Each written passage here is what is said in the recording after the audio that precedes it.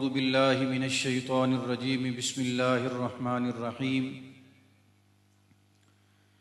إنما المؤمنون الذين إذا ذكر الله وجلت قلوبهم وإذا تليت عليهم آياته زادتهم إيمانا وعلى ربهم يتوكلون صدق الله مولانا العظيم یا رب صل وسلم دائما ابدا علی حبیبک خیر الخلق کلہم۔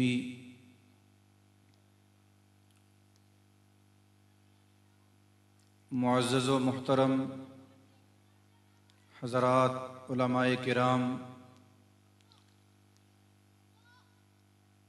اور قرآن اور اہل قرآن کی محبت میں جمع ہونے والے مسلمان بھائیوں، دوستوں، بزرگوں، برادر عزیز مولانا انیس الرحمن صاحب کے ساتھ ایک قلبی تعلق اور محبت ہے، اور ان کے کاموں کو دیکھ کے ہمیشہ ہی یہ احساس ہوتا ہے کہ یہ ہمارے اپنے کام ہیں، اور ایک فرحت کا، ایک خوشی کا، ایک فخر کا احساس رہتا ہے۔ اللہ تعالیٰ ان کی علم میں، عمر میں، صحت میں، زندگی میں برکتیں پیدا فرمائے، اور دین متین کی اس بے مثال خدمت کے ساتھ انہیں جوڑ کے رکھے۔ گزشتہ سال بھی حاضری ہوئی تھی، بہت پہلے جب مدرسے کا یہاں ارادہ تھا تو اس وقت بھی یہاں آنا ہوا تھا۔ تو اللہ تعالیٰ اخلاص کے ساتھ شروع کیے گئے اس کام میں اللہ نے برکت ڈالی ہے۔ اللہ سے دعا ہے اللہ مزید اسے برکتوں سے نوازے۔ آپ حضرات کا یہاں پہ آبادی کے باہر دور ایک جگہ پہ جمع ہونا، یہ خود اس بات کی دلیل ہے کہ یہاں پہ اللہ تعالیٰ کے قرآن کی رحمتیں اور برکتیں نازل ہو رہی ہیں۔ دو تین باتیں موقع کی مناسبت سے آپ حضرات کے ساتھ کروں گا۔ دعا فرمائیں کہ اللہ جو قابل عمل باتیں ہیں کہنے والے کو بھی اور آپ سب کو بھی اس پہ عمل کی توفیق عطا فرمائے۔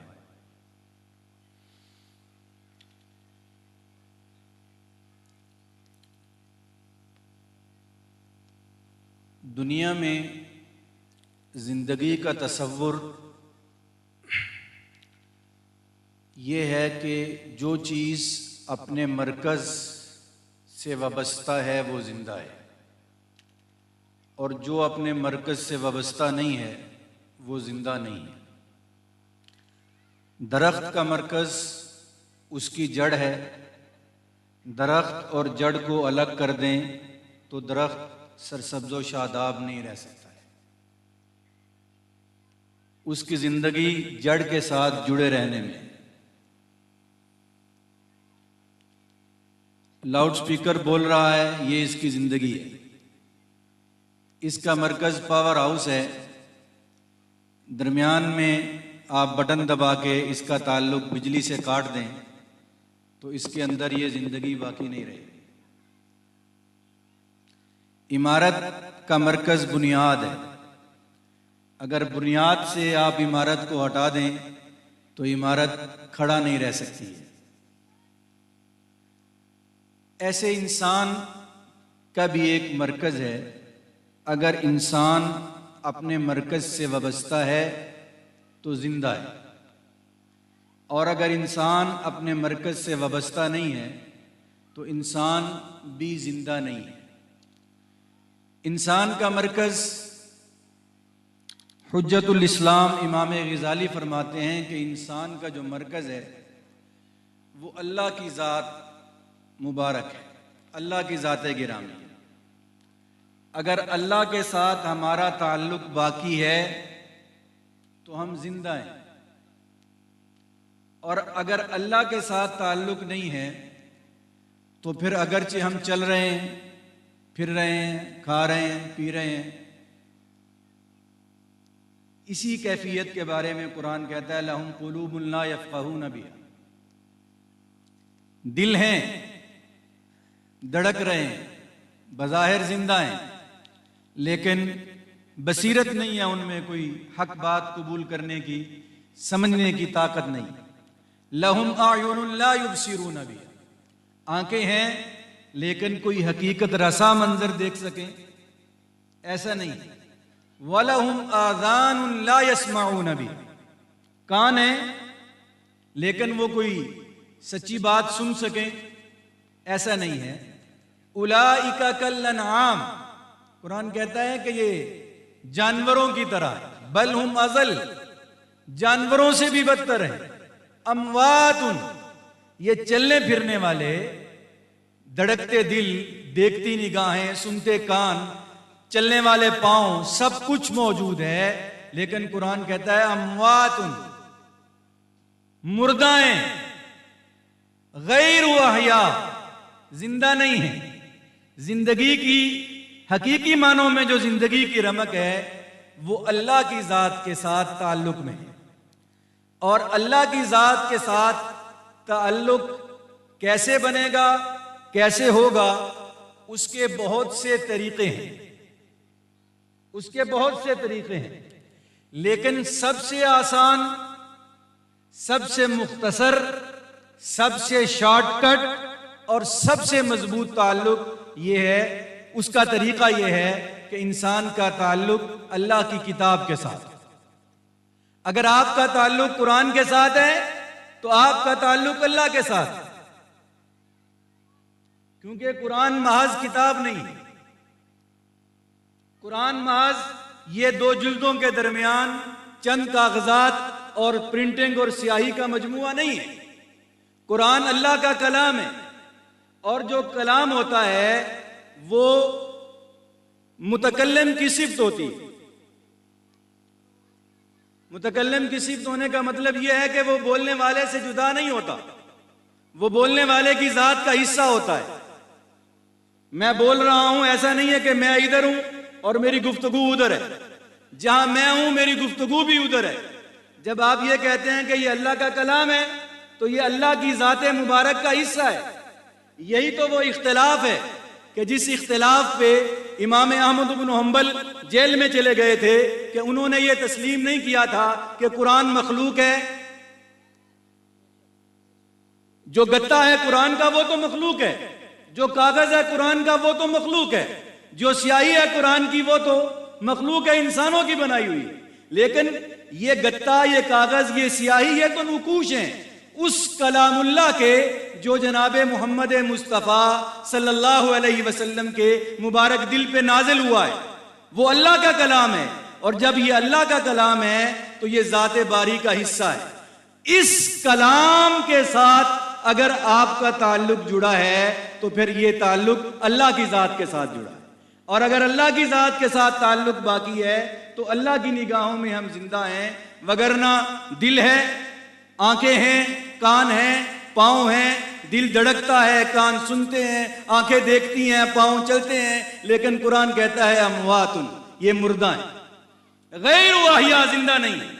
تو زندہ کہلانے کے لیے ضروری ہے کہ زندہ ہونے کے لیے ضروری ہے کہ ہمارا تعلق اللہ کی ذات کے ساتھ، اور اللہ کی ذات کے ساتھ جڑنے کے کئی طریقے ہیں۔ سب سے آسان طریقہ، سب سے مضبوط طریقہ، سب سے مختصر طریقہ یہ ہے کہ ہمارا تعلق اللہ کے قرآن کے ساتھ، ہمارا تعلق اللہ کے قرآن کے ساتھ جڑا ہوا۔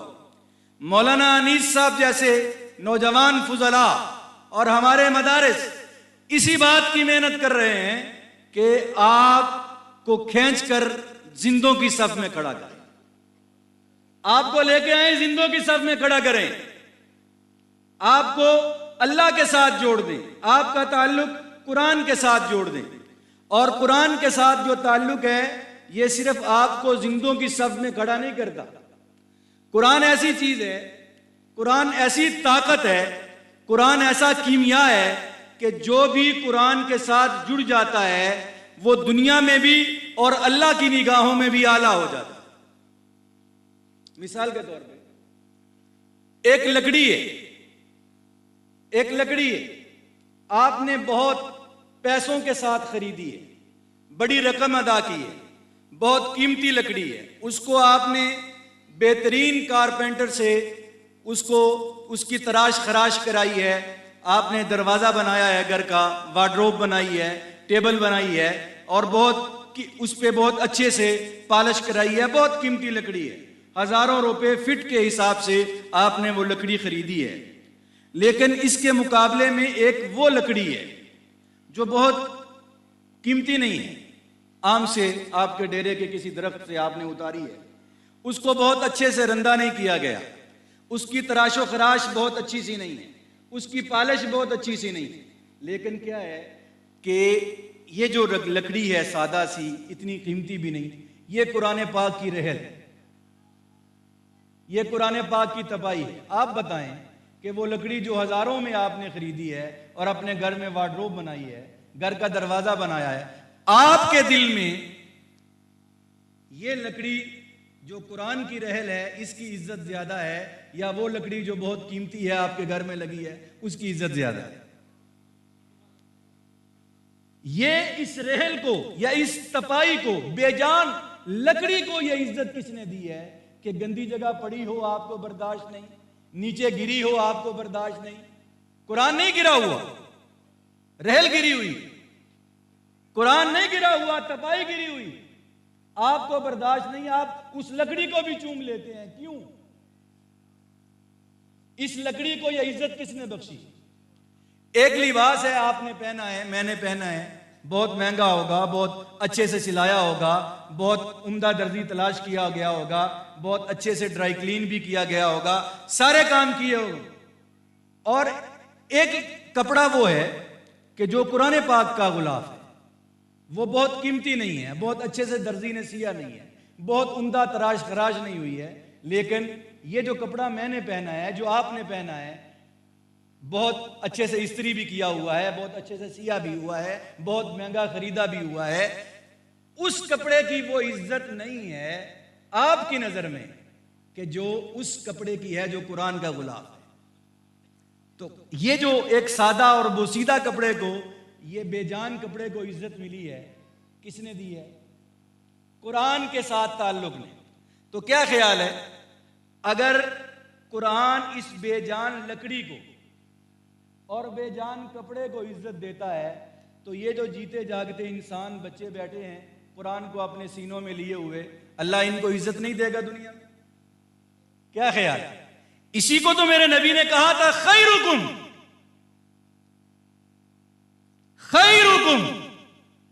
تم زمیندار ہو، جاگیردار ہو، سرمایہ دار ہو، تم صاحب منصب ہو، صاحب اقتدار ہو، جاؤ عشم کے مالک ہو، سب کچھ ہو سکتے ہو، لیکن سب سے بہترین خیرکم وہ ہے من تعلم القرآن وعلم، جو قرآن سیکھتا ہے، جو قرآن سکھاتا ہے، جو قرآن پڑھتا ہے، جو قرآن پڑھاتا ہے، بہتر وہ ہے۔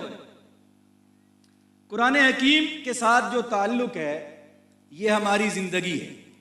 قرآن حکیم نے ہمیں بتایا کہ جو قرآن کے ساتھ تعلق جوڑتا ہے نا، توجہ، جو قرآن کے ساتھ تعلق جوڑتا ہے، اللہ تعالیٰ نے اس کے ساتھ دو وعدے کیے۔ ایک وعدہ اس دنیا کی زندگی سے تعلق رکھتا ہے، اور ایک وعدہ آخرت کی زندگی کے ساتھ تعلق رکھتا ہے۔ دنیا کی زندگی کا جو وعدہ ہے، قرآن کہتا ہے من عامل صالحا من ذکر او انثى، جس نے نیک کام کیے، عمل صالح کسے کہتے ہیں؟ نیک کام۔ ہر بندہ اپنے کام کو نیک سمجھتا ہے، اللہ کسے نیک سمجھتا ہے؟ وہ کام جو قرآن کے مطابق ہے، جو قرآن والا، من عامل صالحا، جس نے زندگی کو قرآن کی روشنی میں ڈالا، قرآن کے مطابق اس نے اپنی زندگی بنائی، من ذکر او انثى، وہ مرد ہے عورت ہے، برابر ہے، وہو مومن، قرآن والی زندگی کے ساتھ صرف ایک شرط ہے کہ ایمان ہو، زندگی قرآن والی ہو۔ اللہ کا وعدہ ہے فَلَنُحْيِيَنَّهُ حَيَاةً طَيِّبَةً، اللہ تعالیٰ فرماتے ہیں کہ ہم دیں گے، ضرور دیں گے، ضرور دیں گے، ہر حال میں دیں گے۔ کیا؟ حیاتن طیبہ، پاکیزہ زندگی، حیات طیبہ دیں گے۔ یہ پاکیزہ زندگی کیا ہے؟ توجہ فرمائیے۔ پاکیزہ زندگی حضرات مفسرین نے لکھا ہے کہ وہ زندگی جو عزت والی زندگی ہے، پاکیزہ زندگی وہ زندگی جو رزق والی زندگی ہے، اور وہ زندگی جو شفا والی زندگی ہے۔ ایسی زندگی جس میں عزت بھی ملے گی، رزق بھی ملے گا، شفا بھی ملے گی، ایسی زندگی، یہ اللہ تعالیٰ کا وعدہ ہے۔ اللہ کہتے ہیں ہم دیں گے، کسی انسان کا وعدہ نہیں ہے، اللہ کا وعدہ ہے۔ اور ان اللہ لا یخلف المیعاد، اللہ اپنے وعدے کے خلاف نہیں جاتا، اللہ جو وعدہ کرتا ہے وہ پورا کرتا ہے۔ فَلَنُحْيِيَنَّهُ حَيَاةً طَيِّبَةً، آپ دنیا میں جو بھی کام کرتے ہیں، آپ کی توجہ مجھے چاہیے، آپ دنیا میں جو بھی کام کرتے ہیں آپ نے غور نہیں کیا ہوگا، آج غور کر لیں کہ وہ کس لیے کرتے ہیں، کیا چاہیے؟ آپ ملازمت کر رہے ہیں، کیوں؟ زمینداری کر رہے ہیں، کیوں؟ سیاست میں ہیں، کیوں؟ کیا چاہیے؟ کیا؟ غور کر لیں آپ، دنیا کی ہر محنت کا جو منتہا ہے نا کہ چاہیے کیا؟ دو چیزیں، انسان کو عزت چاہیے، رزق چاہیے، تیسری کوئی چیز نہیں مانگتا انسان، عزت اور رزق۔ اولاد بھی انسان اسی وجہ سے مانگتا ہے، مستقبل میں 6 بیٹے ہیں، میری عزت بنے گی، جب میں کمزور ہو جاؤں گا، میرے کنواں، میرے اعضاء کمزور ہو جائیں گے، تو یہ بچے میری روٹی روزی کا ذریعہ بھی بنیں گے۔ جو بنیادی چیز ہے وہ دو ہے، عزت چاہیے اور رزق چاہیے، بنیادی طور پر یہ۔ آپ دنیا کی کسی بھی محنت میں ہیں، اللہ نے ایسے وعدہ نہیں کیا ہوا جیسے اس قرآن والے کے ساتھ کیا ہے، فَلَنُحْيِيَنَّهُ حَيَاةً طَيِّبَةً، اللہ کہتے ہیں میں دوں گا عزت والی زندگی، رزق والی زندگی۔ ایک حدیث یاد آ گئی، اللہ کے نبی صلی اللہ علیہ وسلم انصار کی خواتین کے ایک گروہ سے خطاب فرما رہے تھے، واعظ نصیحت فرما رہے تھے۔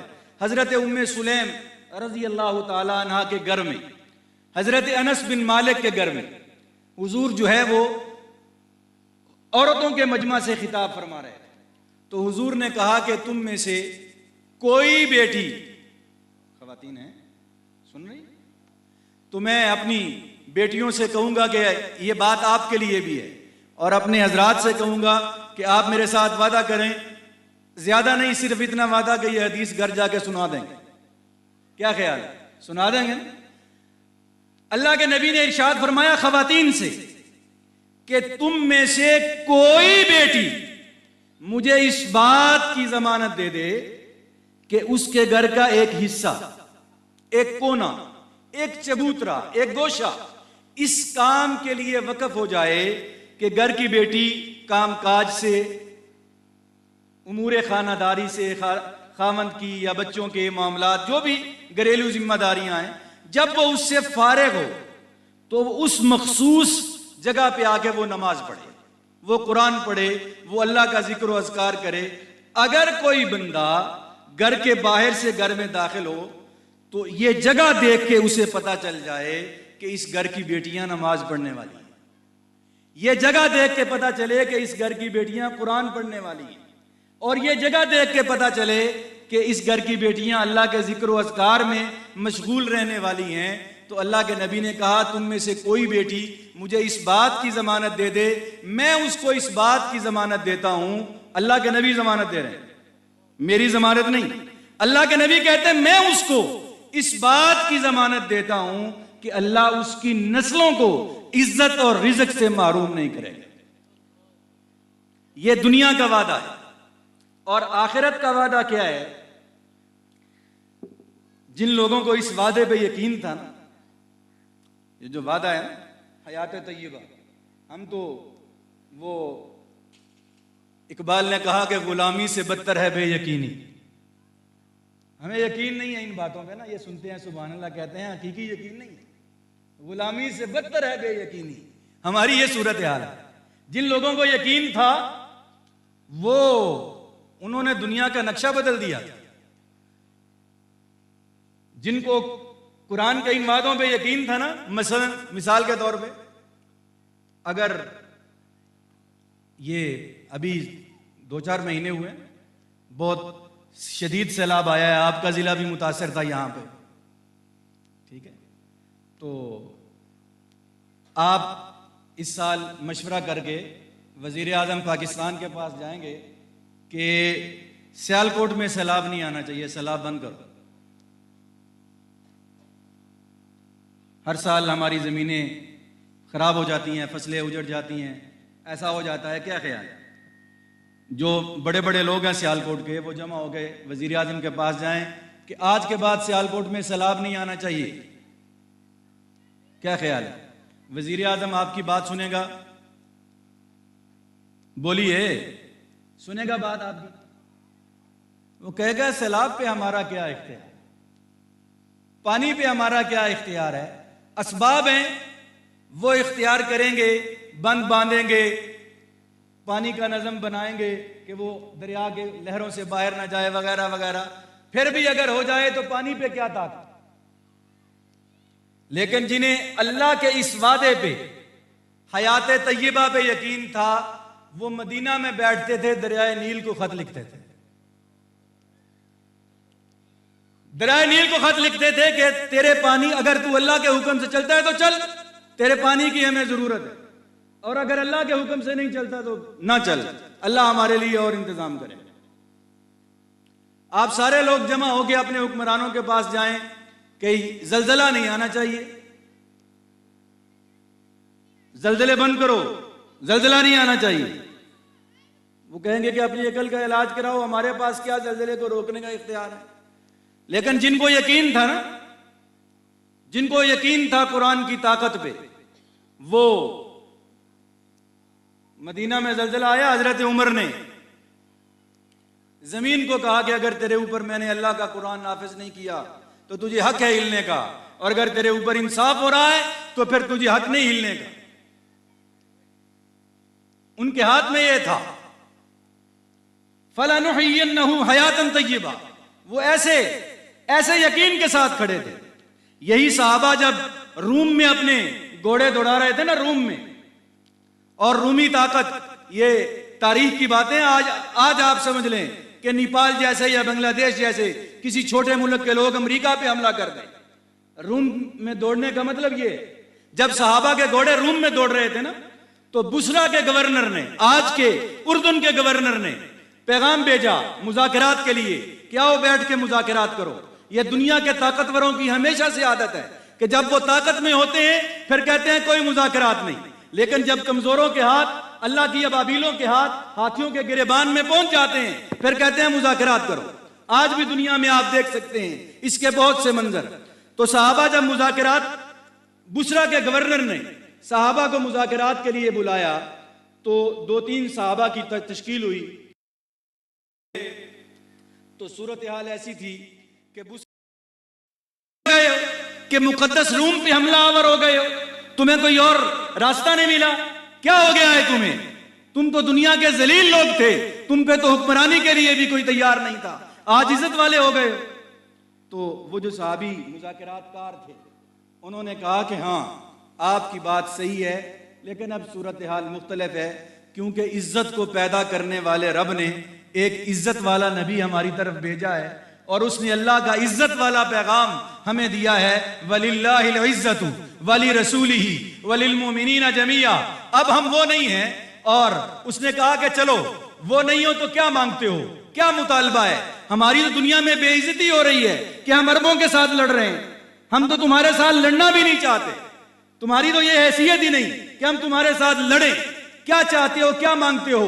جاؤ، عرب کو ہم روم کا ایک صوبہ بنا لیتے ہیں، عزت کے ساتھ رہو دنیا میں. کیا چاہیے؟ تجارت کی راہداری پہلے سے دی ہوئی ہے، تجارت یہاں کرتے ہو، گندم آٹا ہم سے لیتے ہو، اور کیا چاہیے بتاؤ، جو مانگتے ہو لے لو، ہم تمہارے ساتھ نہیں لڑنا چاہتے. انہوں نے کہا کہ ہمیں دنیا میں 2 ہی چیزیں چاہیے، دنیا میں 2 ہی چیزیں چاہیے. اس نے کہا کیا چاہیے؟ تو انہوں نے کہا کہ اپنے سادہ سے کپڑے پہنے تھے، اپنے کپڑوں کو ٹٹول کے خشک روٹی کا ایک ٹکڑا اپنے کپڑوں سے نکالا اور کہا کہ صبح کے وقت روٹی کا اتنا سا ٹکڑا جو شام تک ہماری کمر کو سیدھا کر دے، اور شام کے وقت روٹی کا اتنا سا ٹکڑا جو صبح تک ہماری سانس کی ڈوری کو باقی رکھے۔ دنیا میں یہ چاہیے، اور اتنا کپڑا کہ جس سے ہم اپنی شرمگاہ چھپا لیں۔ دنیا میں یہ صرف دو چیزیں چاہیے، اور جب یہ دو چیزیں میسر آ جاتی ہیں تو ہمارے دو ہی کام ہیں۔ جب رات ہوتی ہے تو ہم مصلی پہ کھڑے ہوتے ہیں اور اللہ کا قرآن پڑھتے ہیں، اور جب دن ہوتا ہے مصلی لپیٹ کے ہم گھوڑے پہ سوار ہو جاتے ہیں اور وہ قرآن جو رات پڑھا تھا اس قرآن کو اللہ کی زمین پہ اللہ کا قانون بناتے ہیں، اللہ کی زمین پہ نافذ کرتے ہیں۔ جن کے پاس قرآن کی طاقت تھی وہ ایسے دنیا میں پھیلے، اور 2/3 دنیا پہ وہ دنیا کے حکمران بن گئے، جنہوں نے اللہ کی ان وعدوں کو یقین کیا، ان وعدوں کو مانا۔ اسی کو مولانا ظفر علی خان نے کہا تھا کہ اگر سینے میں ہے دل اور دل میں تڑپ اسلام کی، ہو سکتا ہے نازل ابر رحمت پروردگار اب بھی، تو فضائے بدر پیدا کر۔ تو بدر والے جذبہ تو لے کے آنا، تو فضائے بدر پیدا کر، فرشتے تیری نصرت کو اتر سکتے ہیں گردوں سے، کتار اندر کتار اب بھی۔ تو اللہ کا وعدہ دنیا کے لیے یہ ہے کہ فَلَنُحْيِيَنَّهُ حَيَاتًا طَيِّبَةً، اللہ پاکیزہ زندگی دے گا، عزت والی، رزق والی، شفا والی۔ اور آخرت کا وعدہ وَلَنَجْزِيَنَّهُمْ أَجْرَهُمْ بِأَحْسَنِ مَا كَانُوا يَعْمَلُونَ۔ آخرت میں تو اتنے وعدے ہیں کہ جن کا شمار ہی نہیں۔ ابھی مولانا کہہ رہے تھے تاج پہنایا جائے، لوگ سمجھیں گے نبی آ رہے ہیں، اولو العزم پیغمبر آ رہے ہیں، دیکھنے پہ معلوم ہوگا کہ یہ تو وہ ہیں کہ جنہوں نے اپنے بچے کو، خود نہیں، اپنے بچے کو قرآن کی خدمت کے لیے وقف کیا تھا، ان کو قیامت میں تاج پہنائے جائیں گے۔ آخرت کے وعدے تو ایسے ہیں، ان کے لیے تو دن چاہیے کہ وہ فضائل بیان کریں۔ میں تو دنیا کی بات کرتا ہوں، لیکن قرآن حکیم، چونکہ میں نے کہا کہ قرآن کے ساتھ جو تعلق ہے یہ کس کے ساتھ تعلق ہے؟ اللہ کے ساتھ تعلق ہے۔ تو قرآن سے منہ موڑنا، قرآن سے تعلق توڑنا، یہ بھی اللہ کے ساتھ تعلق توڑنا ہے۔ اس لیے قرآن جہاں پر بھی بات کرتا ہے یا اللہ کے نبی بات کرتے ہیں وہ دو طرفہ بات ہوتی ہے۔ قرآن کیا کہتا ہے؟ یضل بہ کثیرا ویہدی بہ کثیرا۔ یہی قرآن ہے نا، اس کو پڑھ کے لوگ ابو بکر بن گئے، اس کو پڑھ کے لوگ بلال بن گئے، عمار بن گئے، اور یہی قرآن ہے کہ اس سے منہ موڑ کے لوگ ابو جہل ہو گئے، اسی قرآن کی وجہ سے لوگ ابو لہب ہو گئے۔ یضل بہ کثیرا ویہدی بہ کثیرا، ان اللہ یرفع بہذا الکتاب اقواما ویضع بہ آخرین۔ اللہ کے نبی نے فرمایا کہ یہی قرآن ہے کہ جس کے ذریعے اللہ کچھ قوموں کو اٹھا کے عروج دیتا ہے، اور یہی قرآن ہے کہ اللہ اس کے ذریعے کچھ قوموں کو دنیا میں ذلیل کر دیتا ہے۔ قرآن دو طرفہ بات کرتا ہے۔ تو اگر قرآن کے ساتھ تعلق ہے تو اللہ نے دو وعدے کیے ہوئے، ایک وعدہ دنیا کا حیات طیبہ ملے گی، اور ایک وعدہ آخرت کا کہ اللہ بہترین بدلہ دے گا۔ وہ بہترین بدلہ کیا ہوگا؟ وہ اللہ کی شان کے مطابق۔ اور اگر قرآن سے منہ پھیر لیا، اگر قرآن سے اعراض کر لیا، تو پھر اللہ نے دو سزائیں رکھی۔ کتنی سزائیں؟ ایک سزا اس دنیا میں اور ایک سزا آخرت میں۔ ویسے ہی ایک وعدہ دنیا کا، ایک آخرت کا، ایک سزا دنیا کی، ایک سزا آخرت کی۔ دنیا کی سزا کیا ہے؟ قرآن کہتا ہے وَمَنْ أَعْرَضَ عَنْ ذِكْرِي فَإِنَّ لَهُ مَعِيشَةً ضَنْكًا۔ اللہ پاک فرماتے ہیں جس نے میرے قرآن سے منہ پھیر لیا اس کے لیے دنیا کی زندگی تنگ ہو جائے گی۔ معیشتاً ضنکا، دنیاوی حیات اس پہ تنگ ہو جائے گی۔ پیسے ہوں گے، زندگی تنگ ہوگی، منصب ہوگا، زندگی تنگ ہوگی، خاندان بڑا ہوگا، زندگی تنگ ہوگی، جائیداد بڑی ہوگی، زندگی تنگ ہوگی۔ فَإِنَّ لَهُ مَعِيشَةً ضَنْكًا۔ اور آخرت کی سزا اس سے بھی بڑی ہے، وَنَحْشُرُهُ يَوْمَ الْقِيَامَةِ أَعْمَى۔ اللہ تعالیٰ کہتے ہیں ہم قیامت کے دن اسے اندھا کر کے اٹھائیں گے، نابینا کر کے اٹھائیں گے، اور وہ میدان حشر میں چیخے گا، پکارے گا، ربی ربی ربی لما حشرتنی اعمی، اے اللہ آپ نے مجھے اندھا کیوں کر دیا، کیوں مجھے اندھا کر کے اٹھایا؟ ربی لما حشرتنی اعمی وقد کنت بصیرا، حالانکہ دنیا میں تو میں دیکھنے والا تھا، میری نگاہیں تھیں، دنیا میں تو میں دیکھتا تھا، میں صحیح آنکھوں کے ساتھ قبر میں آیا تھا، آج میری آنکھیں کیوں نہیں ہیں؟ تو اللہ تعالیٰ فرمائیں گے کذالک اتتک آیاتنا، کل تیرے دروازے پہ میرا قرآن آیا تھا، کل تیرے دروازے پہ میرا قرآن آیا تھا، قرآن نے آ کے کہا تھا کہ باپ کی جائیداد میں بہنوں کا حصہ ہے، فنسیتہ، تو نے قرآن سے منہ پھیر لیا۔ قرآن نے آ کے کہا تھا کہ احل اللہ البیع وحرم الربا، اللہ نے سود کو حرام قرار دیا ہے، تو نے کہا کہ نہیں سود کے بغیر گزارا نہیں ہے۔ قرآن نے کہا انما الخمر والمیسر والانصاب والازلام، شراب اور جوا گندی چیزیں ہیں، لیکن تم نے کہا یہ عیاشی ہے زندگی کی، یہ مولوی جو ہے نا اس کو حرام کرنا چاہ رہے ہیں۔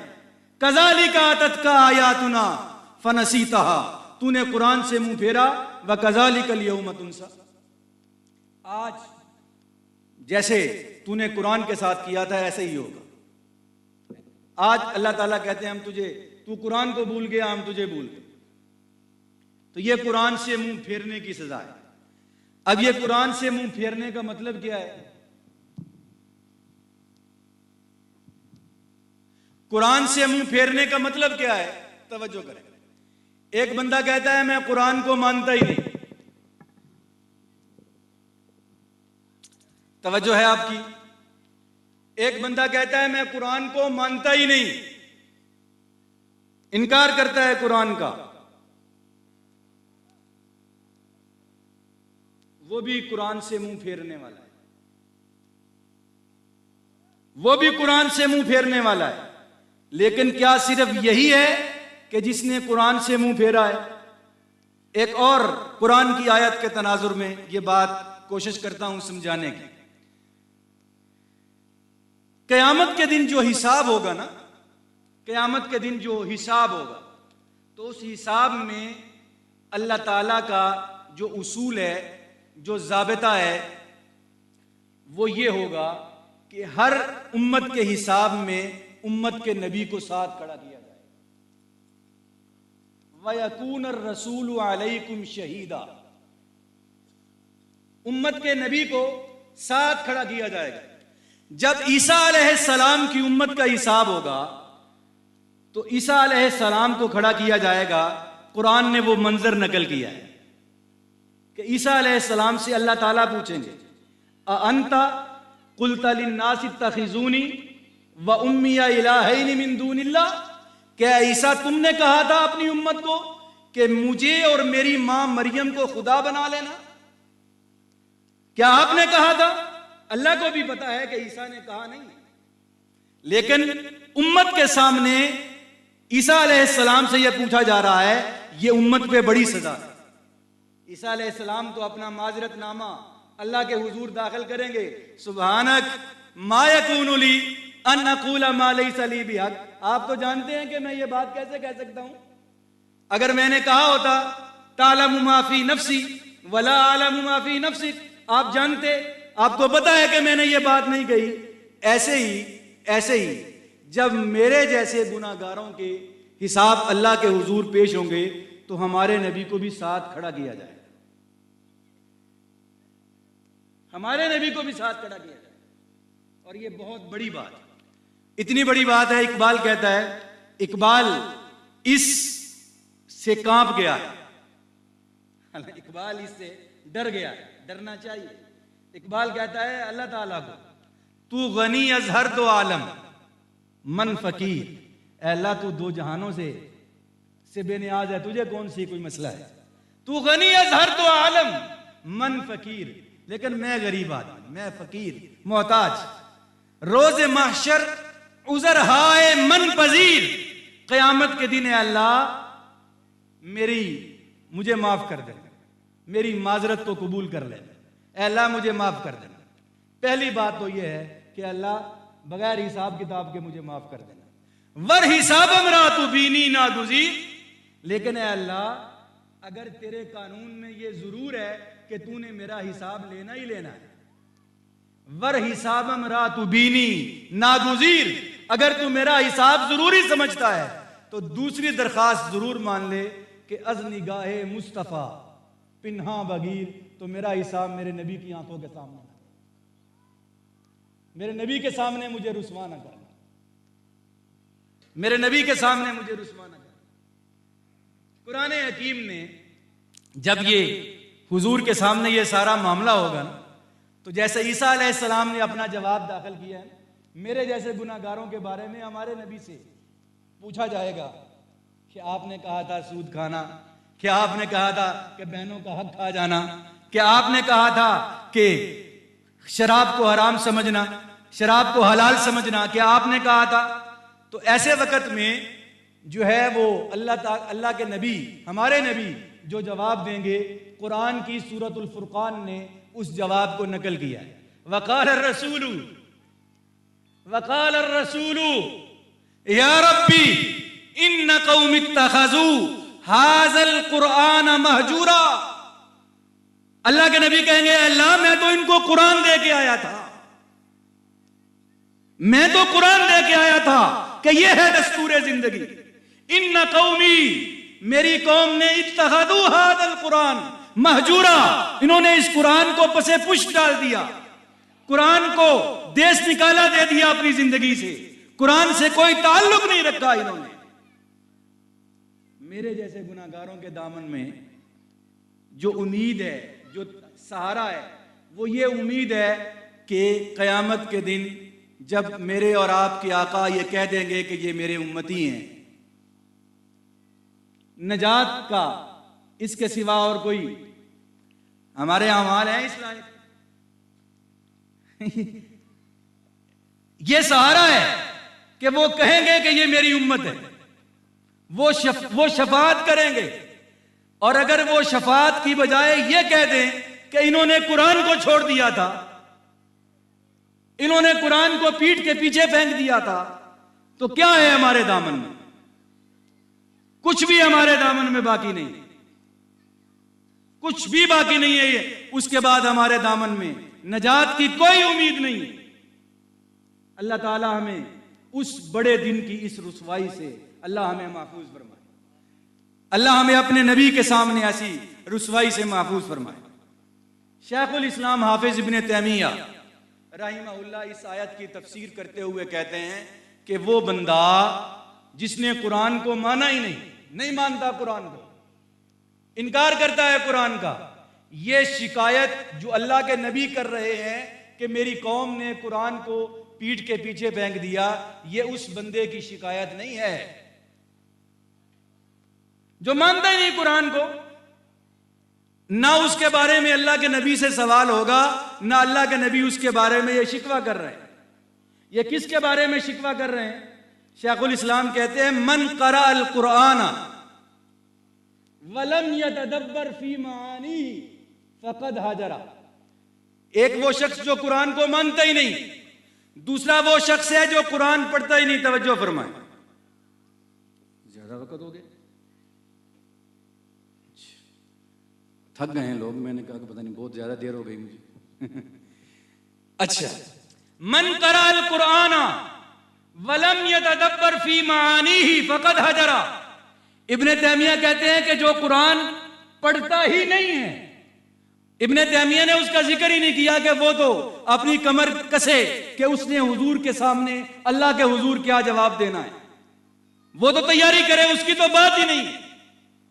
لیکن وہ شخص جو قرآن پڑھتا ہے، من قرأ القرآن ولم یتدبر فی معانیہ، لیکن قرآن سمجھنے کی کوشش نہیں کرتا کہ اللہ تعالیٰ نے ایاک نعبد و ایاک نستعین تو میں روز کہہ رہا ہوں، لیکن اللہ مجھ سے کیا چاہتا ہے اس پہ کبھی غور نہیں کیا۔ فقد ہجرا، ابن تیمیہ کہتے ہیں کہ اس نے بھی قرآن کو پیٹھ کے پیچھے پھینکا ہے، وہ بھی حضور کی شکایت میں داخل ہے۔ ومن قرأ القرآن وتدبر فی معانیہ، قرآن پڑھتا بھی ہے، قرآن سمجھتا بھی ہے، ولم یعمل بہا، عمل نہیں کرتا، فقد حجر، وہ بھی حضور کی شکایت میں داخل ہے۔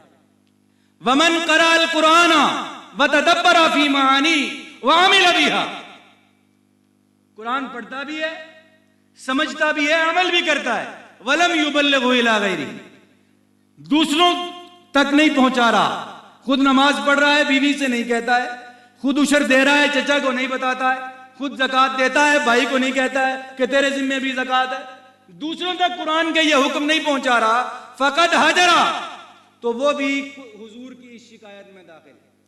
تو اس آیت سے اللہ کے نبی کی اس شکایت کی روشنی میں معلوم ہوا کہ قرآن کے 5 بنیادی حق ہیں۔ کتنے حق ہیں قرآن کے؟ 5۔ اور یاد رکھیے کہ دنیا میں کوئی اپنا حق نہیں چھوڑتا۔ کوئی چھوڑتا ہے؟ بولیے، کوئی چھوڑتا ہے؟ اللہ بھی نہیں چھوڑتا، یاد رکھیں، غلط تصور نہ باندھیں۔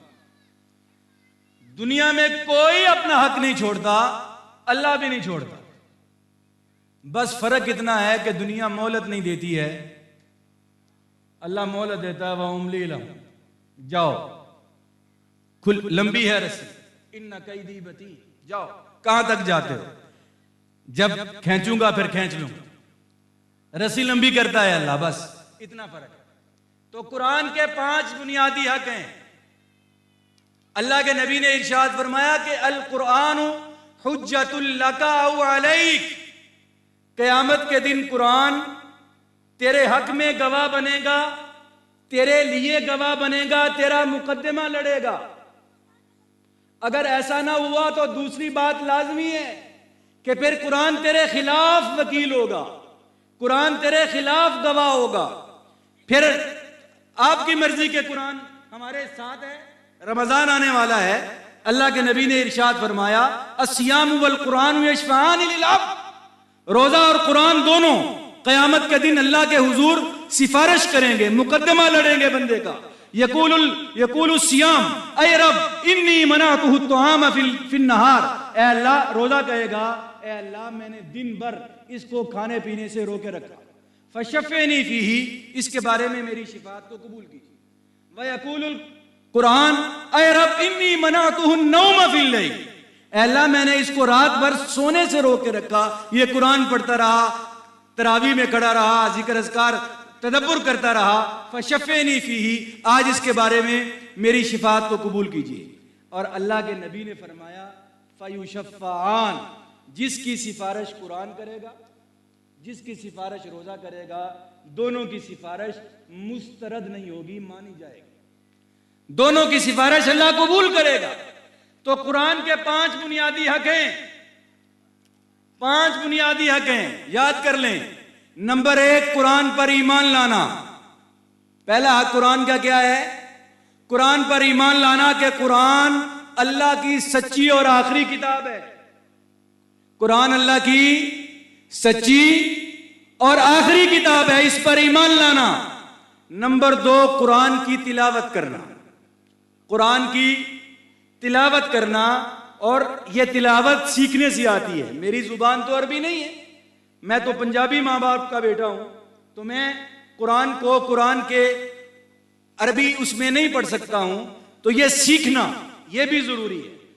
قرآن کی ترتیل، فَاقْرَؤُوا مَا تَيَسَّرَ مِنَ الْقُرْآنِ، جیسے تلاوت کا حکم ہے کہ جتنی میسر ہو، جتنی آسانی ہو کر لو، ساتھ یہ بھی حکم ہے وَرَتِّلِ الْقُرْآنَ تَرْتِيلًا، قرآن کو ترتیل کے ساتھ، ایسے جیسے عرب پڑھتے ہیں، جیسے زبان والے پڑھتے ہیں، ایسے پڑھنا۔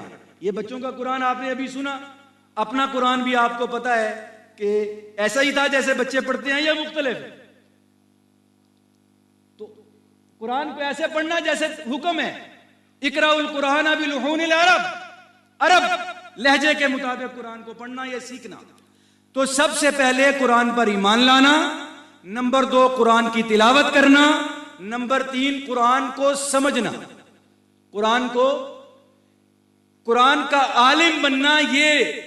یہ مطلوب نہیں ہے کہ ہر بندہ یہ قرآن کا عالم ہو، لیکن اتنا قرآن جو ہم روز پڑھتے ہیں، جو نماز میں پڑھتے ہیں، یا جو ہماری زندگی سے تعلق رکھتا ہے، نماز روزے کا قرآن، اتنا قرآن ہماری سمجھ میں آنا چاہیے۔ قرآن پر ایمان، قرآن کی تلاوت، قرآن کو سمجھنا، اور نمبر 4 قرآن پر عمل کرنا، اور نمبر 5 قرآن کی تبلیغ، قرآن کے احکام کو آگے پہنچانا۔ یہ 5 حق ہیں بنیادی۔ کیا خیال ہے، یاد ہو گئے آپ کو؟ انشاءاللہ یہ ادا کریں گے ہم سب۔ اللہ مجھے بھی توفیق دے، اللہ آپ کو بھی توفیق دے۔